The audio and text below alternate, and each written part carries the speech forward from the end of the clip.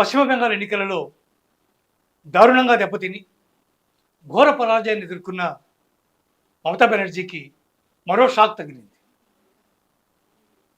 TMC నిట్ట నిలువుగా చీలిపోయింది.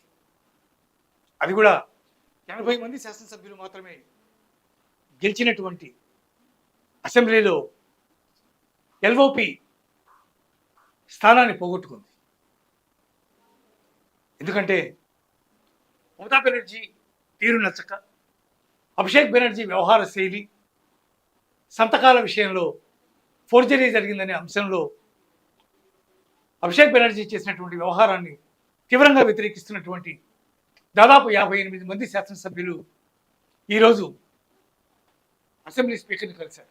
కలిసి తాము 58 మంది సభ్యులు ఉన్నామని, మేమందరం కూడా టీఎంసీ నుంచి చీలిక వర్గంగా విడిపోతున్నామని, అందువల్ల మెజార్టీ శాసనసభ్యులు బలపరుస్తున్నారు కాబట్టి మాకే ఎల్ఓపి కావాలని అభ్యర్థించారు.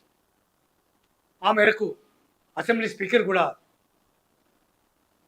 రితవ్రత్ బెనర్జీని ఎల్ఓపి లీడర్గా గుర్తించారు.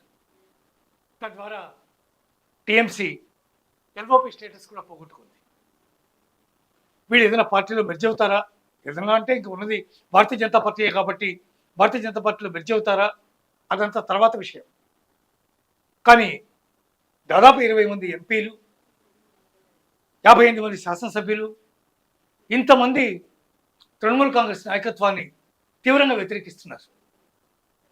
ముఖ్యంగా మమతా బెనర్జీ, ఆమె మేనల్లుడు చేసినటువంటి వ్యవహారాల పట్ల తీవ్రమైనటువంటి వ్యతిరేకతను వ్యక్తం చేస్తున్నటువంటి పరిస్థితి కనిపిస్తోంది.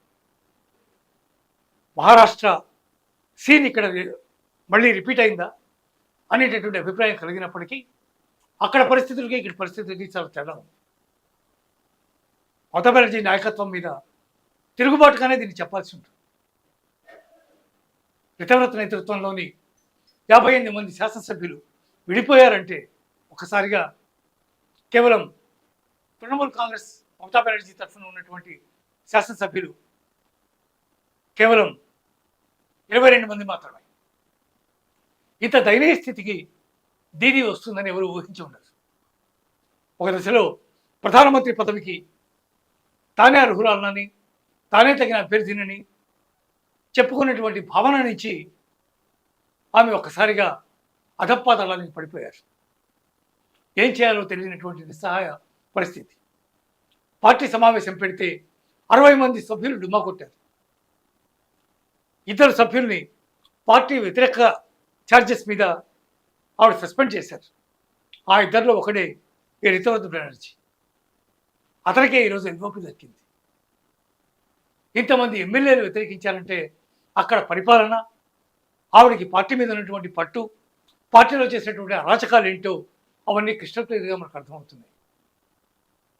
ఏదేమైనా మొన్నటి ఎలక్షన్స్ దీదీ తర్వాతని పూర్తిగా మార్చేసినాయి. పూర్తి విశ్వాసంతో నేనే గెలుస్తాను ఖచ్చితంగా అని నమ్ముకుని కాంగ్రెస్ పార్టీని కూడా పొత్తు నుంచి అవతలికి పంపించేసి తనంతా తానుగానే పోటీ చేసినటువంటి మమతా బెనర్జీ ఈరోజు ఎవరికి ఏమి చెప్పుకోలేనటువంటి పరిస్థితిలోకి దిగజారిపోయారు.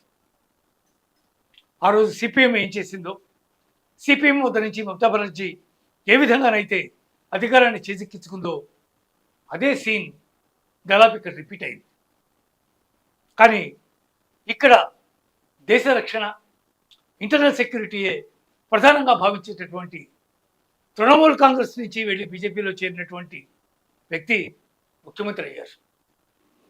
అంతేకాక అంతర్గత సెక్యూరిటీకి తగిన విధంగా బీఎస్ఎఫ్కి 600 ఎకరాల ల్యాండ్ కేటాయించడం, చికెన్ నెక్కి సంబంధించినటువంటి ఇంపార్టెంట్ ఇష్యూలో కీలకమైనటువంటి నిర్ణయాలు తీసుకోవడం, ఇవన్నీ కూడా భారతీయ జనతా పార్టీని మరింత పటిష్టంగా, మరింత బలోపేతం చేస్తున్నటువంటి పరిస్థితి కనిపిస్తుంది. మరోవైపు సీఎం కూడా మమతా బెనర్జీ ధర్నా చేసినా, ప్రజలు అక్కడికి ఇబ్బడిమబ్బడిగా చేరుకున్నా వాళ్ళకి పర్మిషన్ ఇవ్వలేదు నిజానికి. కానీ ఆమె ధర్నా చేసింది, సభ పెట్టింది, అయినా పోలీసులు జోక్యం చేసుకోలేదు. ఎవరిని అరెస్ట్ చేయలేదు, ఎవరిని రెచ్చగొట్టలేదు, ఎవరి మీద లాఠీచార్జీ చేయలేదు. కాసేపు కూర్చున్నారు, మాట్లాడుకున్నారు, వెళ్ళిపోయారు. రాజనీతిని ఆ ముఖ్యమంత్రి ప్రదర్శించారు. అందువల్ల మమతా బెనర్జీకి అన్ని దెబ్బలే తగులుతున్నాయి. అధికారం కోల్పోవడం, పార్టీ తన చేతుల నుంచి జారిపోవడం, 58 మంది సభ్యులు ఒకేసారి ఆమెకి ఎదురు నిలిచి తమనే తృణమూల్ కాంగ్రెస్గా గుర్తించాలనేటటువంటి నినాదంతో స్పీకర్ని కలవడం, ఎల్ఓపిని కైవసం చేసుకోవడం, ఇవన్నీ కూడా ఆవిడ కొలుకోలేని దెబ్బలే. ఏదేమైనా బెంగాల్ ప్రజలకి ఓ మంచి పరిపాలన, ఓ చక్కని జీవితం, భారతదేశానికి ముప్పు లేనటువంటి పరిస్థితి కనబడటం, ఇవన్నీ చాలా ప్రధానం. ఇప్పుడున్నటువంటి ముఖ్యమంత్రి సువేంద్ర అధికారి వాటన్నిటిని ఇప్పటి వరకు చక్కగా నెరవేరుస్తున్నారు. కాబట్టి ఈ పరిణామాలు పెద్ద ఆశ్చర్యకరంగా ఏమీ లేవు. ఎంపీలు కూడా ఎప్పుడు వెళ్ళిపోతారు, వాళ్ళు సపరేట్ కంపెనీ పెట్టుకుంటారా, భారతీయ జనతా పార్టీలో మెర్జ్ అయిపోతారా, ఏం జరుగుతుంది, ఇవన్నీ కూడా ఇంకా తెలియదు. ప్రస్తుతానికి భారతీయ జనతా పార్టీ ఎవరిని తీసుకునే ఉద్దేశం లేదు అని చెప్పినట్టుగా సమాచారం. కానీ ఎప్పుడు నిర్ణయం తీసుకుంటారో, ఏం జరుగుతుందో తెలియదు. మొత్తం మీద బెంగాల్ మీద అధికారాన్నే కాదు, తమ నాయకుల మీద పట్టును కూడా ఆమె కోల్పోయారు. ఈరోజు ఎంత చింతించినా ప్రయోజనం లేదు.